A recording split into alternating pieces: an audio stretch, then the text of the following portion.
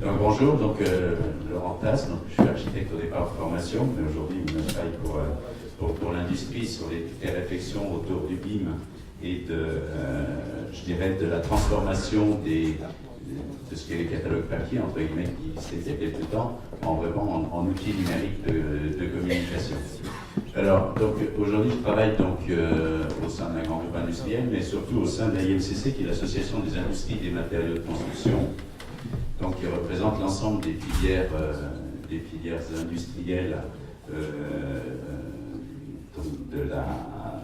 de l'industrie du bâtiment. Et donc, c'est au sein de cette organisation que l'ensemble des industries réfléchissent à comment, je dirais, transformer l'information papier en information numérique pour qu'elle soit compatible avec le BIM.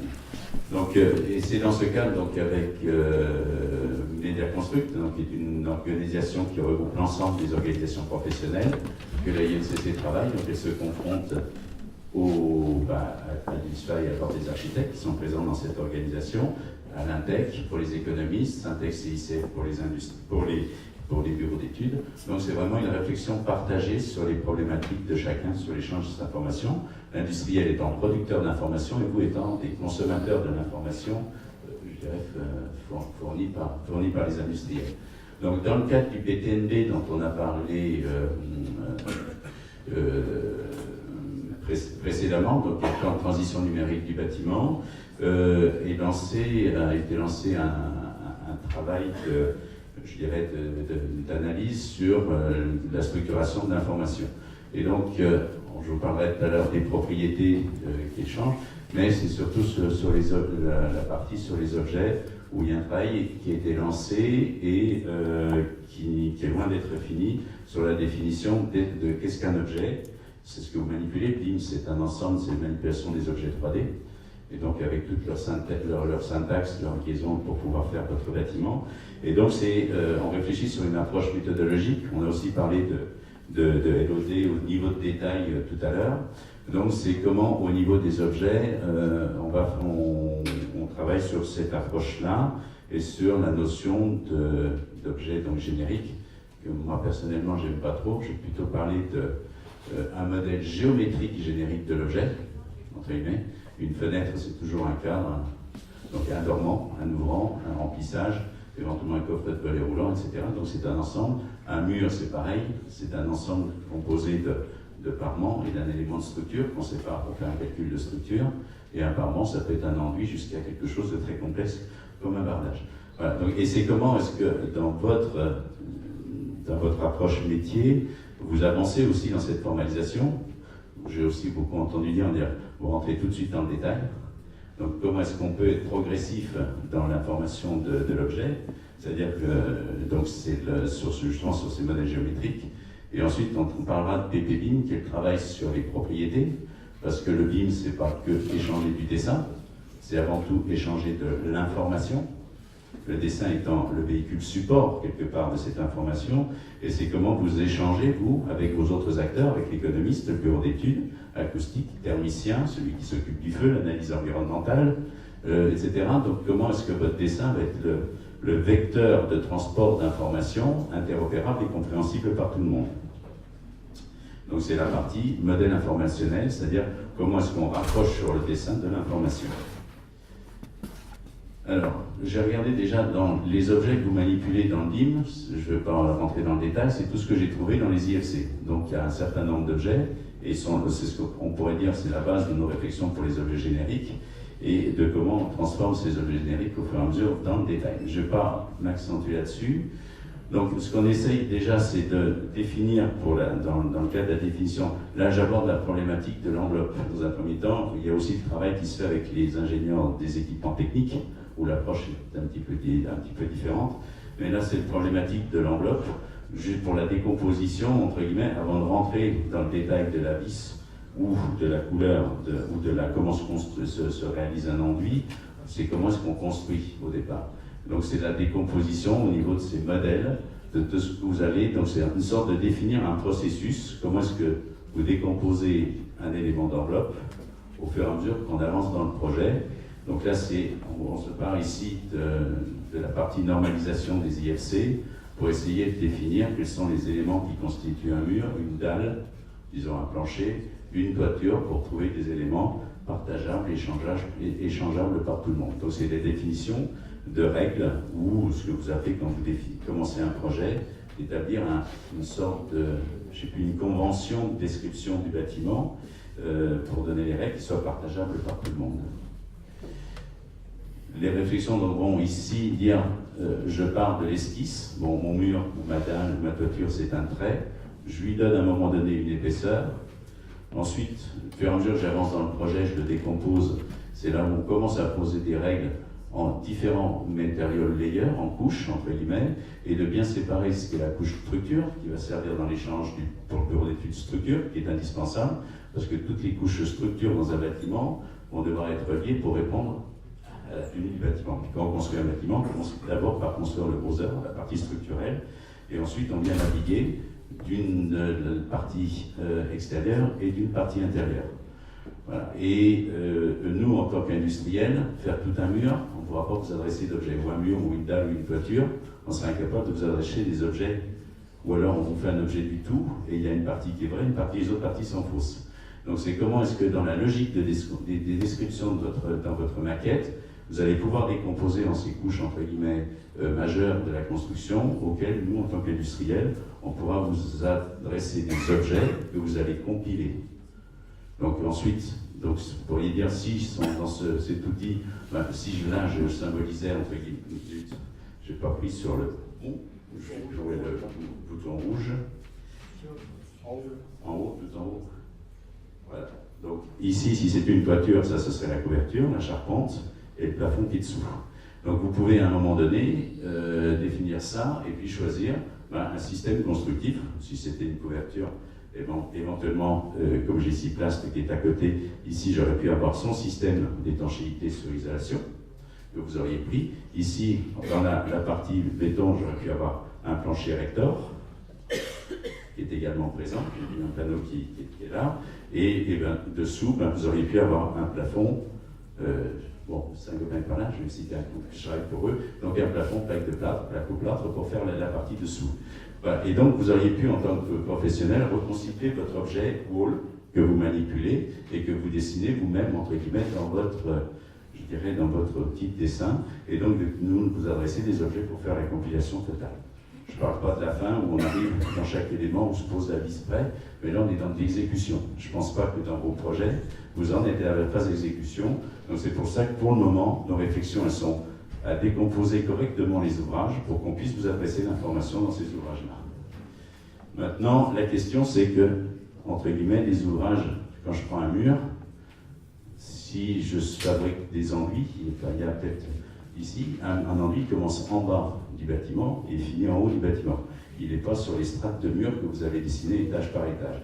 Donc la problématique, je dirais, les objets ne résolvent pas la problématique de comment les couches s'interpénètrent les unes par les autres. Dans les logiciels, on vous a donné, tiens, la couche qui fait 100% de dureté n'est pas pénétrée par la couche de 80. Sauf que si je suis moi un industriel, j'ai fait une couche, j'ai donné à 100, mon confrère, je ne sais pas combien il l'a réglé, il se peut que du coup, elles se pénètrent les unes dans les autres. Donc l'artifice constructif que l'on donnait les logiciels, il est purement mathématique, il est en rien visible à la réalité constructive telle qu'on l'a définie au précédent. Voilà, donc c'est un petit peu tout ça qu'on essaye de régler dans ces approches. Parce que souvent on nous dit, moi un architecte, j'ai pas envie de dessiner 3 murs, parce que j'ai un truc qui est une ETI, une initiation thermique extérieure qui commence en bas et en haut, et puis les murs qui sont entre les dalles. Et donc souvent on dit, je ne ferai pas d'isolation thermique extérieure, parce que ça m'emmène de faire 2 murs. Voilà, donc il faut qu'on résolve quand même tous ces petits problèmes, et pareil pour les problématiques de toiture, les problématiques de plancher, etc. Alors, j'avance, donc c'est un petit peu, c'est des notions de comment est-ce que pour nous la notion de niveau de détail, elle rentre dans la complexité de la description, plus dans la complexité de la description de l'objet, plus que dans la complexité de sa représentation. J'avance, bon là j'ai pris quelques exemples, le même mur, même dalle, il peut y avoir X combinatoires possibles. Alors, le travail de normalisation va porter sur comment donc, je vous ai dit, organiser la description, et ensuite à chaque élément donner un nom. Et c'est ce nom qui sera dans le dictionnaire. Et à chaque nom, qui est une entité produit, je vais avoir dans le dictionnaire qu'on travaille, donc je vais rentrer dans le détail tout à l'heure, PPBIM, si j'arrive à trouver mon point. Donc ce dictionnaire, c'est-à-dire les propriétés dont tu as parlé, dire chaque des architectes. Ben, disons, c'est aussi à vous, architectes, de définir les objets. Quelle est la granulométrie des objets que vous voulez au niveau de cette approche générique, et ensuite les propriétés que vous voulez voir ou échanger dans ces objets. Donc c'est le travail PPBIM. Donc à chaque élément dans le dictionnaire, il y aura, si j'appelle mur, le mur il va appeler une liste de propriétés. Et si le dictionnaire se met à jour, ben, le mur va appeler une nouvelle liste de propriétés. Et si je dis un mur en ossature bois, je rentre plus dans le détail, il n'appellera que les propriétés du mur en ossature bois. Si je mets un mur en béton, intermédiaire, il appellera les propriétés des bétons, entre guillemets, spécifiques à ce type de mur. Donc ça, c'est la définition et granulométrie des objets. Donc le principe, c'est de dire, à chaque représentation d'un objet que vous aurez dans votre dessin, va être associé, quelque part, grâce à ce travail, je n'arrive jamais à trouver le petit bouton rouge pour la flèche, une liste de propriétés, c'est-à-dire une nomenclature de propriétés. Il y aura les propriétés CAO, qui vous diront, ben ça c'est un mur, un billet de serrure quand vous échangez, une épaisseur, une hauteur, une largeur. Donc l'objet mur, nous, on va vouloir l'échanger, il va avoir une épaisseur qui est fixée, parce qu'elle est propre à nos propriétés. Par contre, la hauteur et la largeur, c'est vous qui les tirez dans tous les sens. Si c'est une fenêtre, quand vous les tirez dans tous les sens, elle ne va pas étirer les dents. Il y a certaines parties de la fenêtre qui ne vont pas changer dimensionnellement et d'autres qui changent dimensionnellement, comme les vitrages. Voilà. Et vous aurez l'ensemble des propriétés. Donc ces propriétés, là, je dirais, pour le moment, c'est le modèle descriptif géométrique générique. Les propriétés, elles sont génériques. Elles ne deviennent plus génériques quand vous mettez une valeur dans les cases. Si j'ai la propriété marque, si je mets la marque Lafarge, ben ce sera un objet Lafarge. Si je mets un objet où la marque est vide, ce sera un objet générique. Maintenant, je peux dire c'est un objet de type Lafarge, je ne mets pas le nom, mais je vais vraiment mettre toutes les propriétés de Lafarge. Parce que je suis un bâtiment qui fait HQE ou je ne sais pas quoi, et je dois vraiment faire un calcul environnemental. Donc je suis bien obligé de mettre les propriétés qui vont permettre de faire le calcul jusqu'au bout du projet. Voilà, donc ce mur, maintenant je vais le décomposer en plusieurs, ou cette toiture ou cette dalle en plusieurs couches, et idem, pour chaque élément, je vais avoir la même partie descriptive de CAO et la partie, c'est ce que fait votre logiciel. Il manipule, c'est une base de données que vous avez derrière. C'est de la data qui manipule. Le logiciel de dessin ne fait que représenter de façon graphique la data. Donc quand vous faites un geste, c'est ce geste qui est codé en code informatique. Donc on est bien dans de la data derrière, et à partir de cette data, un des projets du PTNB, c'est si je fais cette data, je suis capable de générer l'objet. C'est-à-dire faire la démarche inverse. C'est plus le dessin qui fait la data, et c'est la data qui fait le dessin. Voilà, donc c'est des travaux du PTNB. Je vais avancer vite, donc ce travail se base sur une norme qui a été commencée en 2011, éditée en 2014. Cette norme n'est ni pour le catalogue, ni pour le dictionnaire, mais c'est une norme de méthode pour faire justement, vous construire cette base de travail. Il y a un collège des experts, comme on le disait, donc on sera présent, les architectes dans l'entité UNSWA et dans l'entité Ordre peuvent être présents, s'ils le souhaitent, présents dans ce travail pour débattre des propriétés. Ils vont être, c'est un collège, donc il y aura en face les bureaux d'études, les économistes, les ingénieurs, les maîtres d'ouvrage, les bureaux de contrôle. C'est entre guillemets, tout le monde se met d'accord pour dire comment on décrit quelque chose. Et comment tout le monde sera d'accord, justement, c'est la facilité du BIM. On pourra échanger. Pour le moment, chacun fait son truc dans son coin. Donc on n'est pas d'accord, on échange une belle image, mais on échange très peu d'informations. Voilà. Donc c'est pour obtenir l'harmonisation de la description des propriétés. Voilà. Je ne vais pas rentrer dans comment on décrit une propriété. Hop. Le but, c'est que ce travail n'est pas que franco-français, puisqu'on le défend au niveau européen et au niveau international. Donc aujourd'hui, on est suivi. Donc c'est recoller nos travaux sur les IFC, sur les classifications des litiges sans doute, et puis avec les autres pays qui ne sont pas autant en avance que ça sur le sujet. Donc on travaille. Donc si vous faites un projet demain en Allemagne ou en Angleterre, vous connecterez avec un même dessin, vous pourrez vous connecter sur les dictionnaires des propriétés des autres pays pour dire, voilà, comment je caractérise un projet dans le lieu d'exécution et non pas dans le lieu où je le dessine. Ce qui est important si je veux le décrire. Voilà, donc ce sera demain l'interopérabilité de tous ces dictionnaires entre eux au niveau européen puis international. Je ne vais pas rentrer là-dedans, donc un petit détail. C'est que pour schématiser, vous avez un objet cet objet se décrit avec des propriétés. Vous allez, y avoir des cases à remplir. Si vous mettez une exigence, c'est la démarche exigentielle performantielle. Dans ces propriétés, vous dites, je veux obtenir tel résultat au niveau du feu, de l'acoustique, etc. Nous, en tant qu'industriels, sur la même base, on aura fait nos catalogues.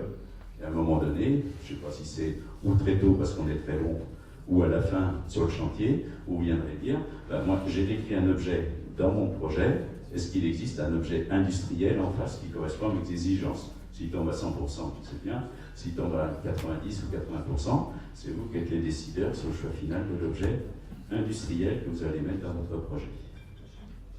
Alors pour accélérer ce travail, on s'est dit on ne fait pas objet par objet les propriétés, mais il y a déjà un certain nombre de domaines qui vous intéressent, la thermique, l'acoustique, l'environnement, le feu et la structure, et qui communent généralement à 90% des objets qui sont échangés. Donc on va les faire globalement. Donc au niveau du PTNB, on a commencé à fournir dans les 350 propriétés qui ont été changées, d'abord celle-ci, et ensuite chaque organisation va définir objet par objet quelles sont les informations spécifiques qui sont liées à une fenêtre, qui seraient liées à un revêtement de sol, qui serait lié à un plafond ou à un équipement de protection incendie. Comment ça se représente dans un objet que vous manipulez? Donc l'ensemble des propriétés, entre guillemets, vous auriez pu avoir ici, c'est mon objet, les propriétés de l'objet, la définition d'une couche, les propriétés de la couche, notre couche, etc. Donc ça, c'est la représentation dans le modèle IFC. Le problème, c'est que les outils de dessin, ce ne sont pas des outils de documentation. Donc l'information, plus on en met, entre guillemets, plus elle est illisible. Donc ça, c'est une autre question, comment on exploitera demain l'information dans ces outils-là. Mais je vais passer. Maintenant, si je rentre dans le détail de tout à l'heure, je peux faire mes poupées russes, je descends de plus en plus dans le détail de mes objets pour arriver au produit. On fait le même travail au niveau de la menuiserie. Comment est-ce qu'on représente une menuiserie au niveau au niveau APS, au niveau APD, au niveau DOE et au niveau exécution? Est-ce que vous avez même besoin de détails? Est-ce qu'ici je décris uniquement la menuiserie?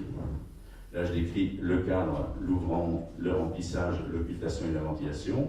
Un cadre, c'est un dormoir tapé. Donc, je rentre dans le détail. C'est la description géométrique de l'objet qui me fait rentrer dans le détail. C'est pas l'inverse. Voilà. On travaille avec les équipements électriques pareil, pour dire, tiens, si je mets un interrupteur, qu'est-ce qu'il commande comme lampe et quelle est la protection à la fin? Et automatiquement, si je mets 10 lampes ou une, la protection ne sera pas la même et le câble entre les deux ne sera pas les mêmes.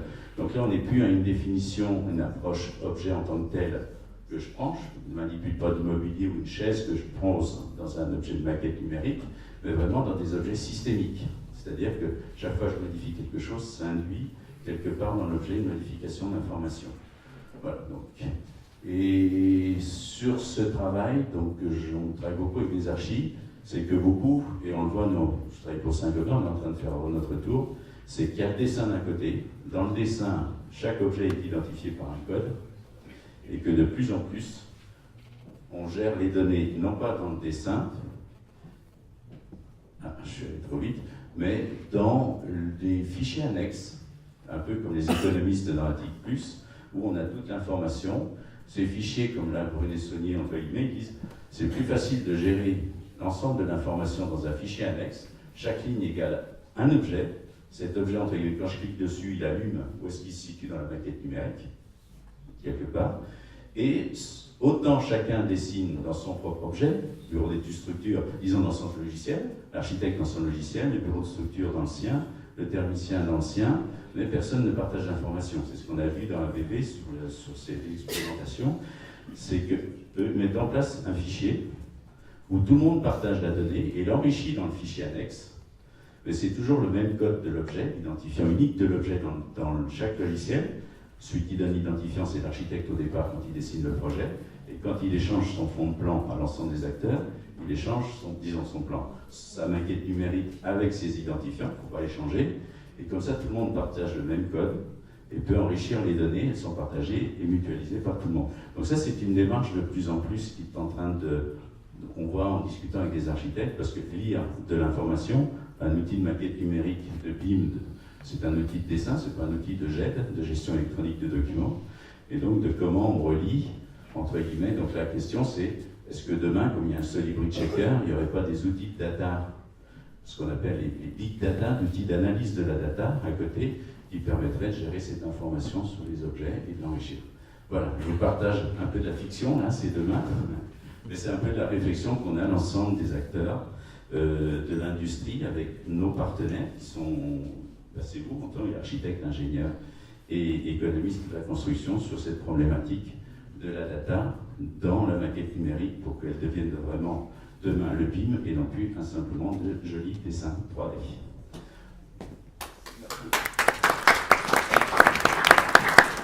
Merci Laurent. Donc, je pense qu'on a commencé à répondre à cette question de voilà, d'objets numériques. Bon, c'est court et il y aura tout un débat à faire. Donc on va voir, et après on déjeunera, nos amis industriels, comment ils ont commencé à intégrer ces données. Je vous invite après à partager avec eux pour qu'ils vous expliquent, et puis comment récupérer les objets, comment les mettre dans les projets. Donc le travail est lié entre l'or à eux. Donc on va commencer les présentations. Qui démarre? Voilà.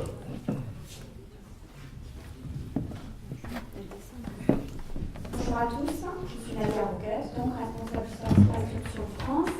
Et je suis venue ici avec Corinne Moinard, que j'invite à se lever juste que vous la voyez 2 secondes. Voilà, si entre les deux vous voulez nous poser des questions. C'est Corinne qui suit l'agence, qui suit Lyon.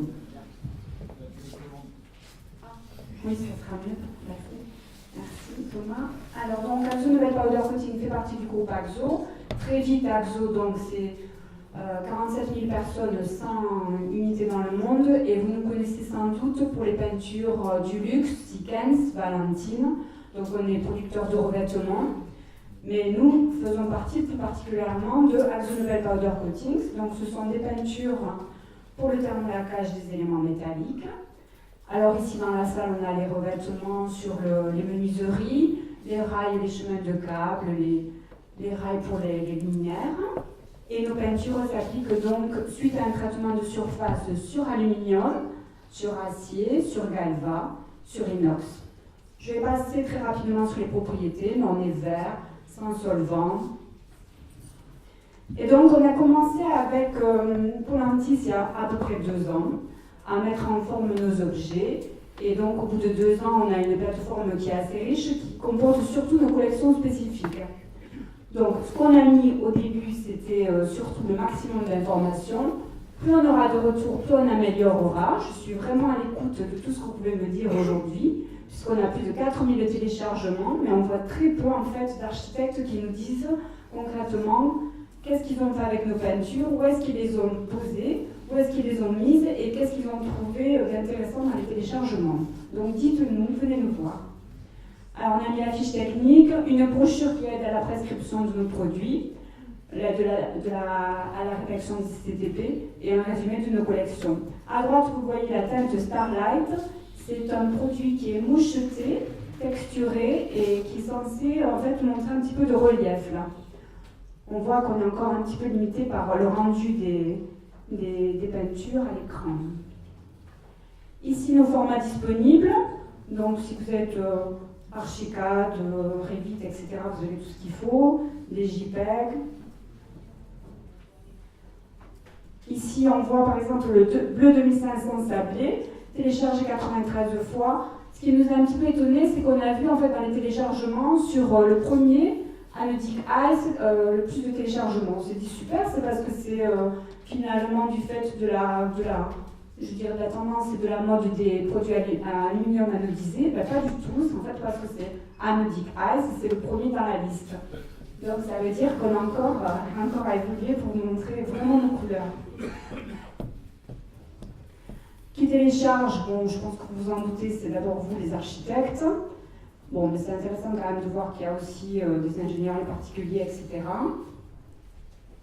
Et puis donc la complexité pour nous, clairement, c'est que je vois que dans aucune des présentations, pour l'instant, on est vraiment intégré la peinture.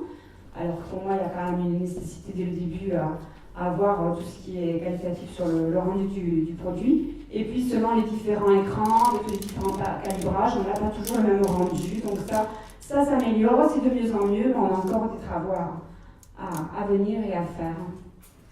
Donc, juste, je voulais vous indiquer aussi qu'on a 2 types de revêtements sur les peintures en poudre, des qualités standards et haute durabilité. On a lancé, nous, en 1960, les hautes durabilités qui tiennent bien aux UV. Ici, vous voyez la différence, en fait, entre un standard D1036 et un D2525.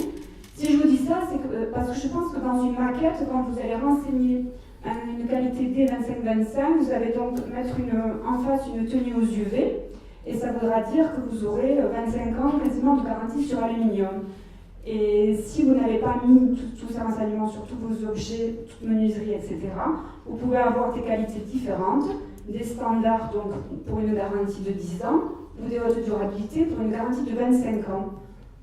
Donc voilà, ça me paraît quasiment indispensable de bien vous expliquer la différence des deux, surtout que là, on voit bien, après 5 ans d'exposition en Floride, que le classe Calicote 2, haute durabilité, à droite, elle garde bien sa brillance et on voit encore le reflet du photographe dans la photo. Si, ne rigolez pas, c'est vrai. Alors que de l'autre côté, la peinture standard est mate et on n'a plus de reflet. Donc, d'où l'importance de bien renseigner les objets. Bon, nos collections, je les ai disponibles et je reste disponible pour les montrer entre midi et 2 si vous avez le temps et l'envie, et pourquoi pas les emporter. Et donc, on est aussi partenaire du concours BIM, qui est organisé par Pôle Antis, qui est plutôt destiné aux jeunes architectes, mais bon, vous pouvez passer le message dans la profession, et il y a 10 000 € à la clé. Voilà. Je ne sais pas si on a accès à la vidéo. Il y a une vidéo là, je pense que c'est plus tard.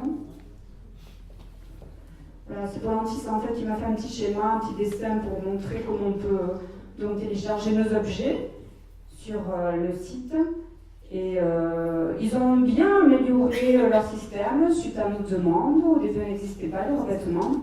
Et donc là, on voit la mise à la couleur de la menuiserie avec un gondard, qui est un produit brillant, doré.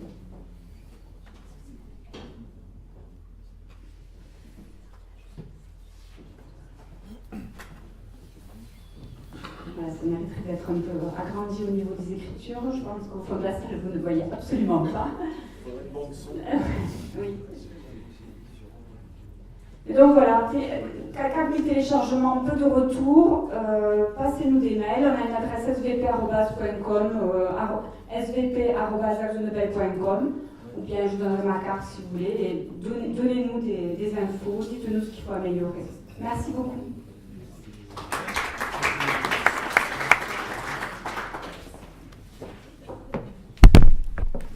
C'est à qui? À toi.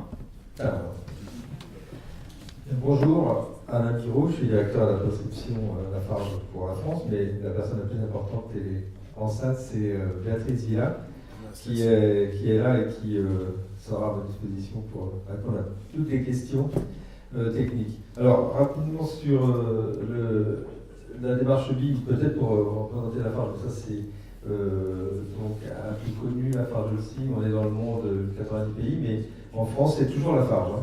Donc ça n'a pas changé, c'est toujours des ciments, les granulats et les bétons, et donc il n'y a pas de modification sur le pays France. En ce qui concerne le BIM, donc on a travaillé d'une façon pragmatique, déjà depuis 1 an, 2 ans, pour comprendre, pour apprendre en marchant, et on a décidé de créer des objets BIM. Nous-mêmes, on a une cellule d'experts BIM, mais aussi avec Pôle Antis, et on a travaillé sur des objets qui correspondent à des systèmes innovants sous avis technique, ou qui amènent quelque chose vraiment de particulier pour les architectes et pour l'ingénierie. Donc c'est quoi? C'est des objets sur intermédiaires, on en a parlé un petit peu, un béton structurel isolant.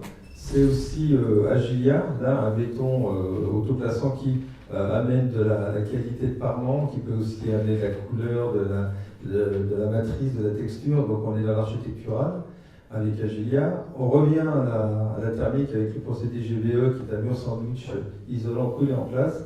Et ductal, dont le béton fibré haute performance, que vous devez connaître aussi, je sais que les ingénieurs sont assez proches de ductal, parce qu'on a de la texture, de la couleur, de la performance. Et là, on a travaillé sur une offre bardage plus économique que ce qu'on peut faire, par exemple, au Mustem ou sur la fondation du Biton, puisqu'on peut avoir là des bardages industrialisés de 1,20 m à 3,60 m de long, et qui permet de faire des systèmes, par exemple, d'isolation thermique par l'extérieur avec du béton en peau extérieure. Donc la démarche, elle est pragmatique, elle est aussi collective. On travaille en effet avec la IMCC, avec Laurent Hortas en particulier, pour contribuer à ces travaux de normes sur les propriétés, donc le PPBIM, sur aussi l'atelier virtuel BIM, où là on a, comme l'a expliqué Thierry, donc recomposé à la démarche totale de la conception d'un projet.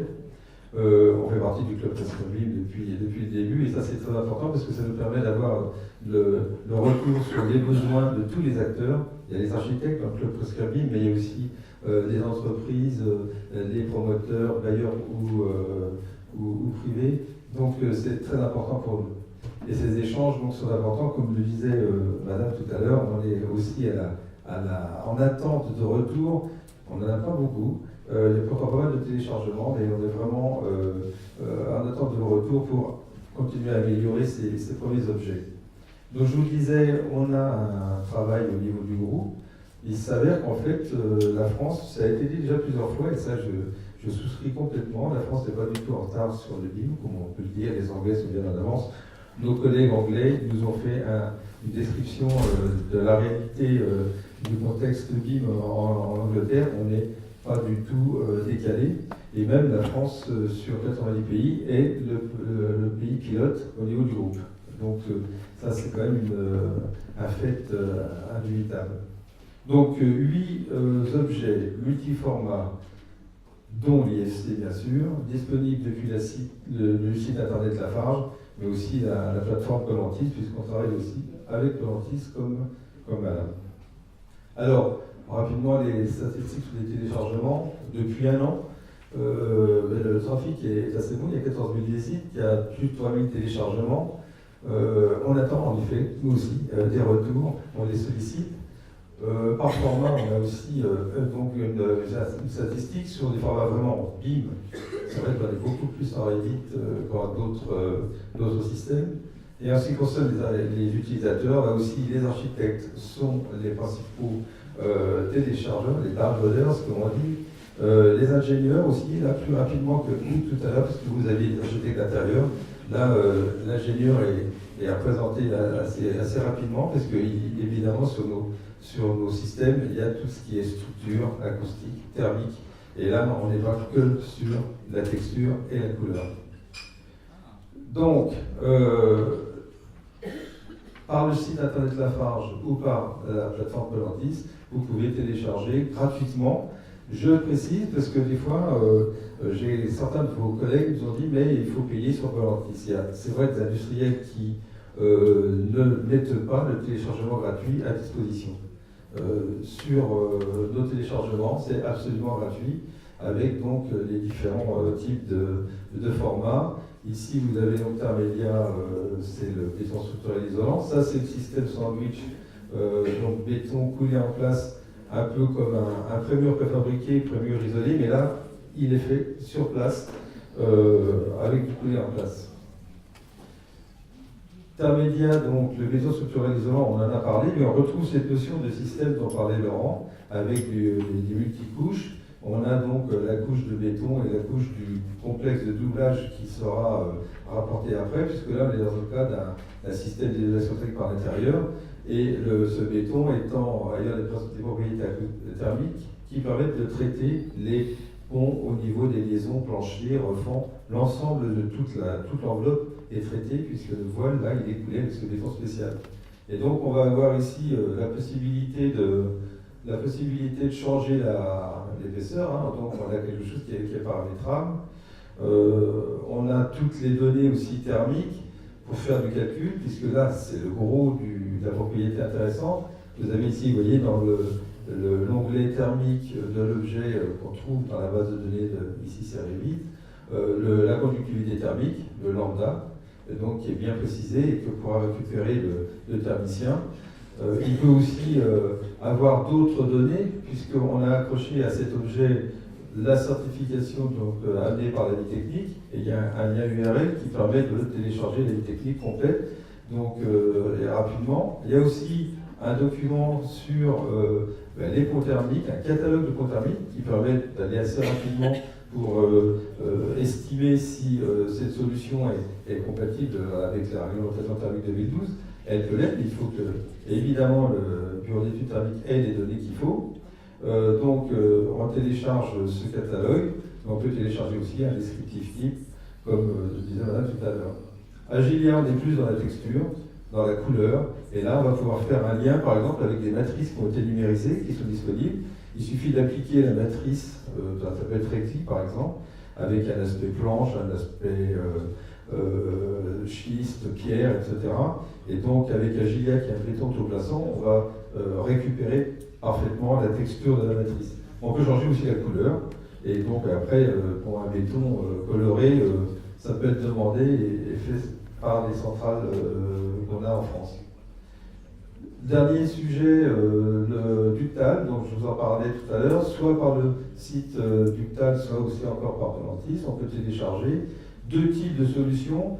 Donc là, on est donc dans une offre partage industrialisée, je vous l'ai dit, et qui permet d'avoir des hauteurs jusqu'à 3,60 m de haut. Et donc, on va avoir, en fonction des tailles des panneaux, vous voyez ici, par exemple, on a la grande dimension à 3,60 m. On a ici la dimension en 1,20 par 1,20, 2 types de fixation, visible et invisible, et on a aussi au niveau du BIM créé des objets avec 2 niveaux de détail. Soit on est au tout début d'un projet et vous n'avez pas besoin d'avoir un calculage précis, ni avoir des détails sur les systèmes de fixation, mais donc 2 niveaux de détail qui amènent l'ensemble du système. Vous voyez ici les rails.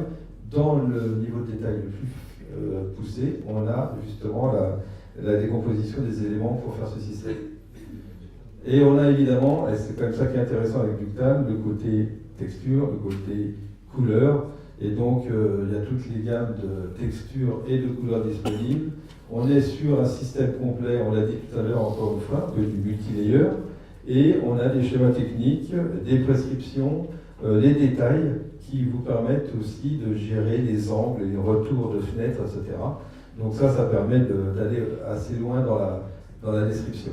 Et donc n'hésitez pas à aller sur lafarge.fr pour télécharger les objets, et n'hésitez pas aussi de nous contacter pour nous dire si ça va pas, et ce qu'on peut améliorer. Je vous remercie.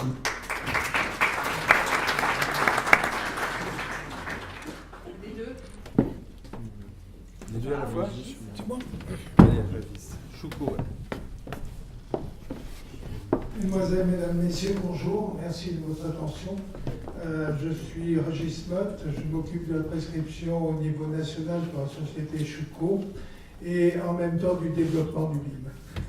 Chouko, qui sommes-nous? Nous sommes concepteurs de profilés aluminium et PVC, et en même temps, nous sommes concepteurs et fabricants de nos propres accessoires, ce qui est une particularité, puisqu'aujourd'hui on parle de durabilité, et donc vous êtes sûr et certain que 20 ans après, les accessoires qui ont été posés sur nos fenêtres sont bien des accessoires Chouko, et vous pourrez les modifier, les changer si nécessaire.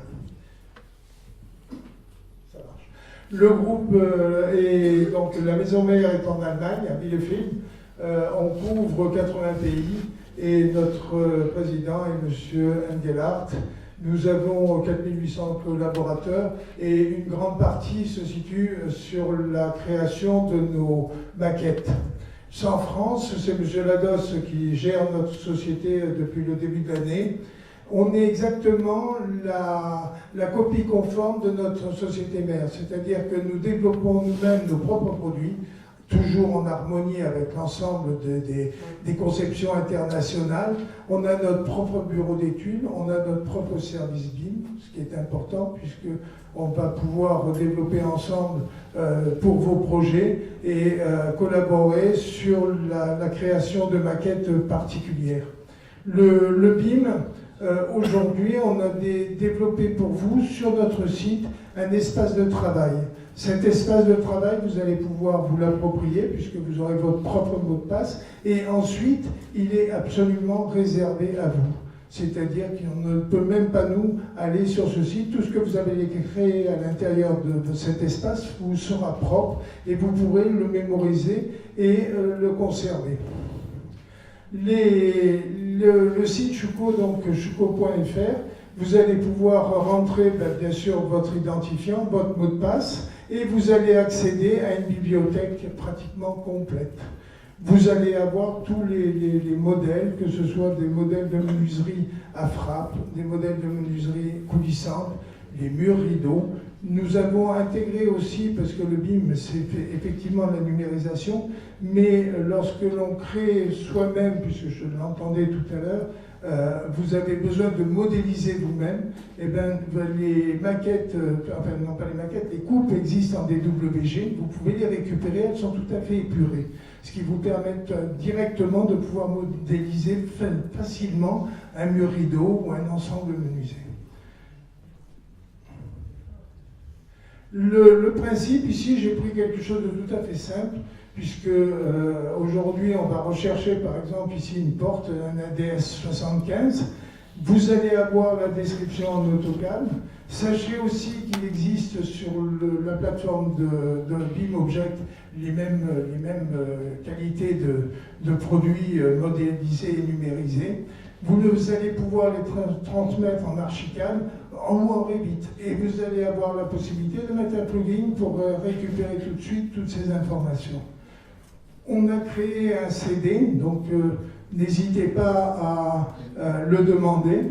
Ici, je ne l'ai pas avec moi, mais ça n'empêche pas que vous pouvez récupérer sur schuko.fr et demander le CD avec les descriptifs, les fiches techniques et effectivement la numérisation des produits. Cette numérisation des produits, comme vous l'avez demandé, elle est faite sous trois modélisations. La première correspond à l'APS, c'est un simple dessin, une fenêtre tout à fait simplifiée. La deuxième, on va commencer à la définir, et lorsque vous serez au moment du DCE, vous pourrez avoir un modèle tout à fait dessiné avec toutes les informations embarquées. Aujourd'hui, au niveau de l'information, on travaille dessus, puisque c'est assez complexe, puisque au niveau information, on a la phase descriptive, rien de plus simple, mais on travaille aussi avec des normes thermiques. Et ces normes thermiques nous permettent d'associer les produits de Saint-Gobain ou autres, et d'essayer de déterminer donc toutes les caractéristiques thermiques de la fenêtre, et ça sera de l'information embarquée. L'autre chose aussi, vous allez pouvoir avoir dans peu de temps, puisque nos clients travaillent avec des logiciels de calcul. Ces logiciels de calcul aujourd'hui leur permettent d'avoir immédiatement les détails des plans de fabrication, mais aussi d'exécution en DWG. À partir du mois de juin 2017, ils auront aussi tous ces plans-là numérisés. Donc vous pourrez les récupérer en exécution. Voilà, merci.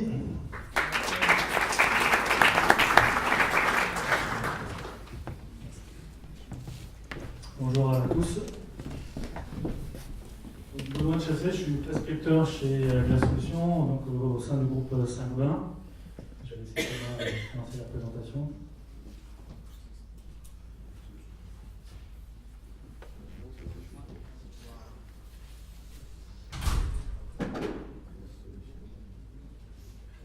Donc, pour resituer La Solution, pour ceux qui ne connaissent pas encore, j'espère qu'ils ne sont pas très nombreux. La Solution fait partie donc, du groupe Saint-Gobain. Saint-Gobain, c'est trois pôles d'activité. Il y a tout d'abord le pôle distribution bâtiment avec des enseignes connues comme Point P, La Paire, la plateforme du bâtiment, SFIC, CDO. Le pôle produit pour la construction avec Pont-à-Mousson, Placo, Weber, Isover. Et enfin le pôle matériaux innovants où vous pouvez retrouver la partie de vitrage, donc verre plat et verre transformé.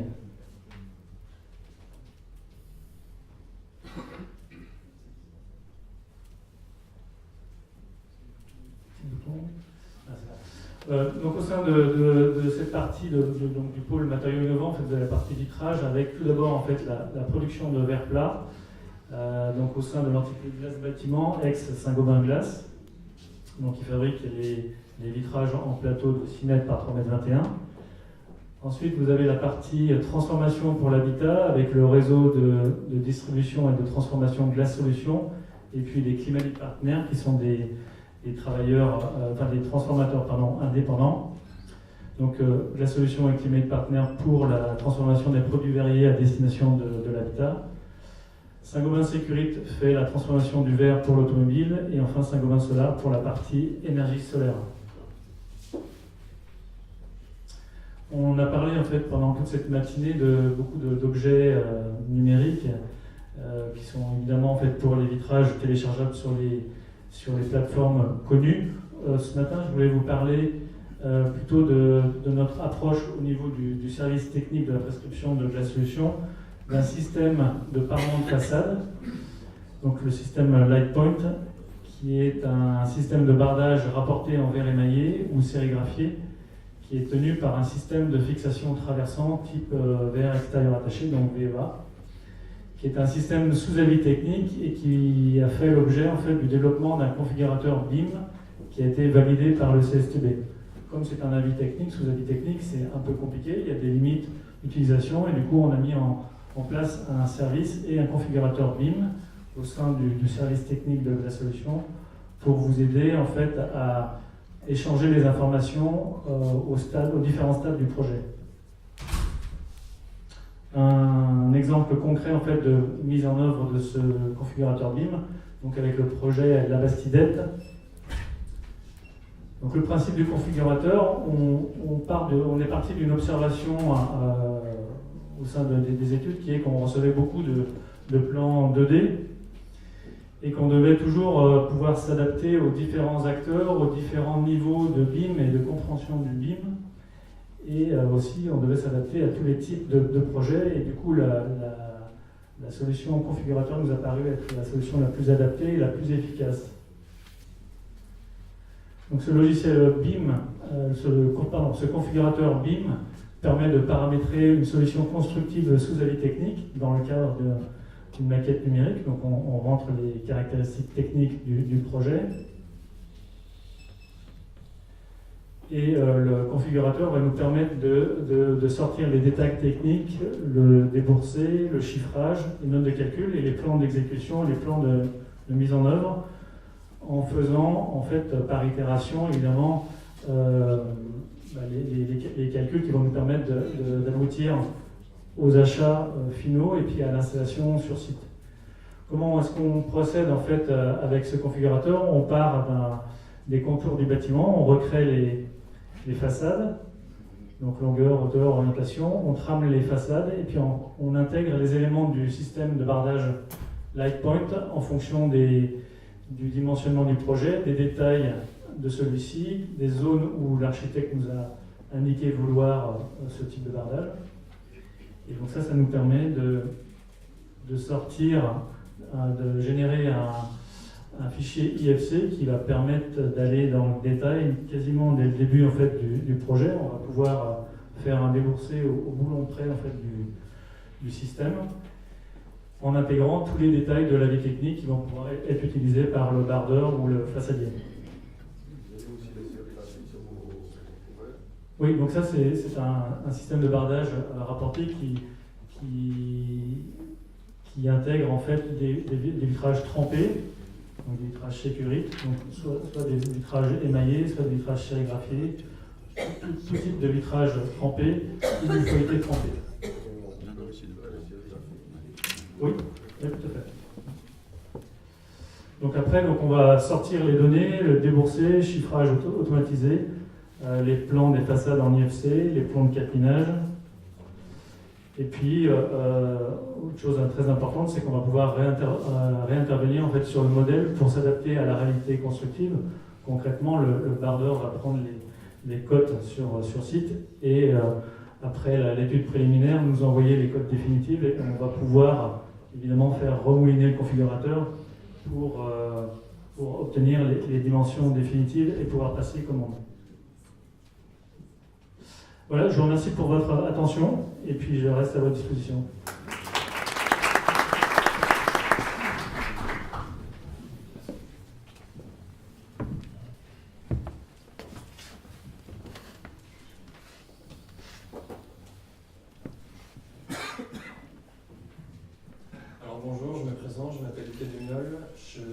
chef de projet donc, BIM chez Cyplast et je vais vous présenter où est-ce qu'on en est aujourd'hui avec Cyplast et le BIM et ce qu'on est en train d'entreprendre.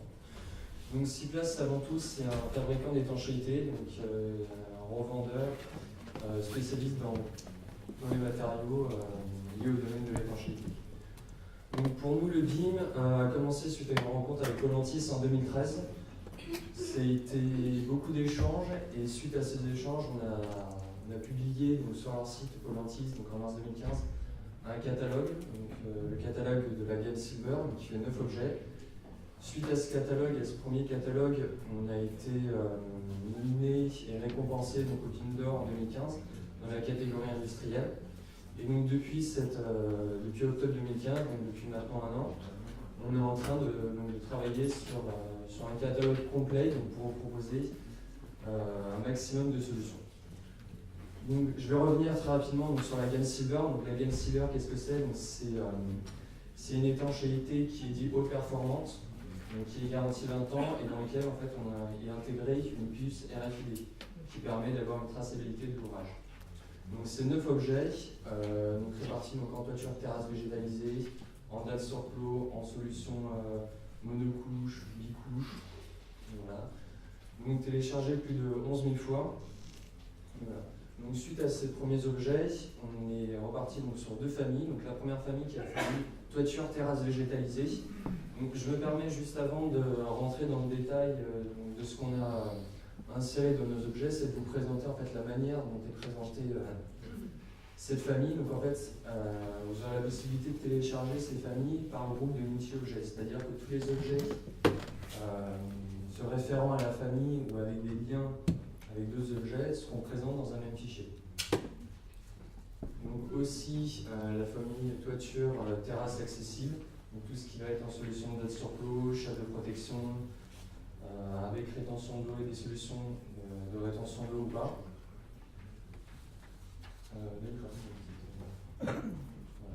Donc là je vous présente très rapidement, donc c'est des visuels, c'est ce que vous allez pouvoir retrouver dans les objets BIM de la toiture terrasse végétalisée. Où on a bien décliné pour chaque famille donc les éléments porteurs, la rétention d'eau bas, s'il y a une rétention d'eau bas, le fait la présence d'isolant et l'élément porteur, donc en béton, en bac acier, un élément porteur bois et en bac acier perforé. Avec tous les dispositifs possibles, donc de végétalisation, donc en intensif, en semi-intensif, en extensif et en matière sous-jardinante. La définition à l'ULOD, donc au niveau développement, alors là on ne voit pas très bien, mais on vous propose en fait dans les objets Cyplast, donc 2 niveaux de détail. Donc le premier, donc l'objet Cyplast, vous allez pouvoir retrouver toutes les caractéristiques, je reviendrai sur la slide juste après, sur les informations qu'on y incorpore, mais vous allez pouvoir retrouver tous les niveaux de détail et tous les composants qui forment aujourd'hui un système d'étanchéité. Et un autre système, donc un système dit générique, où vous allez pouvoir retrouver quelques informations qui sont liées, enfin, qui font foi des DTU et des DTU en vigueur.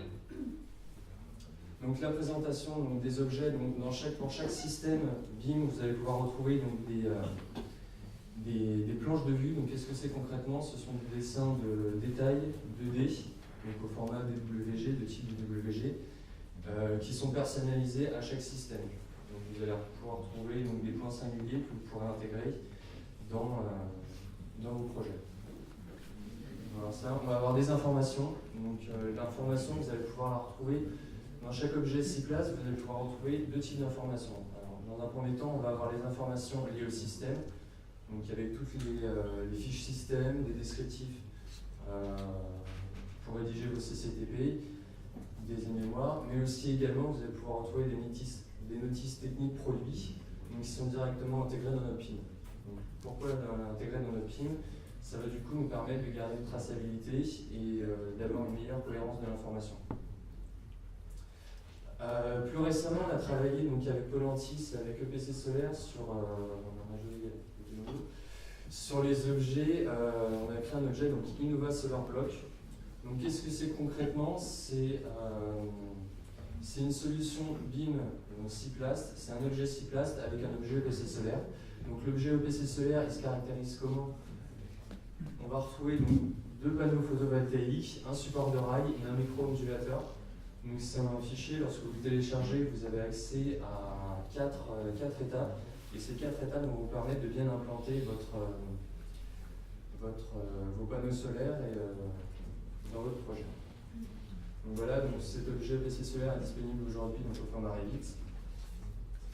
Pour le téléchargement des objets Ciplas, donc vous pouvez les retrouver donc, sur la plateforme de Pelantis, mais également très prochainement sur le site de Ciplas. Donc sur des multiples formats, donc Revit, Archicad aussi, on a un développement sur Archicad, et bientôt le plan, on espère, le plus rapidement. Voilà.